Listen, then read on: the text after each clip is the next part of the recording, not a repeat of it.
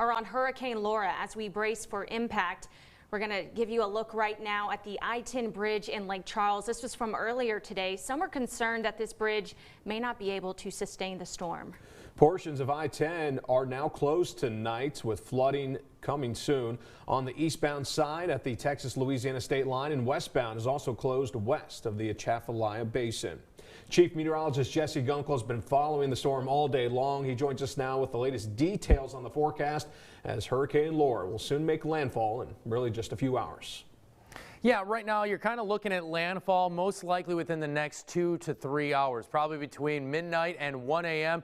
As you see here, it's now just a few miles off the coast at about 30-40 miles from the coastline. As you see, it sits about 75 miles from Lake Charles. Lake Charles sits here, so we're talking just around Holly Beach over here, maybe towards the city of Cameron. And as you notice, this is a massive eye. It is large. We're looking at hurricane force winds now extending about 60 miles from the center. There's a huge wind field. We're looking at tropical storm force winds extending over 200 miles from the center, and you can see some of those stronger bands now starting to get very close to the coastline. We're starting to see water levels rise in a lot of areas. Water already over Holly Beach as we speak, and notice again, we're going to wait for that eye to eventually push its way inland, probably again within that next to 2-hour range. So here's that current track as a Category 4. Most likely it looks like the overall pressure has become steady at this point, but still very strong, just on the verge of a Category 5. We're looking at sustained winds at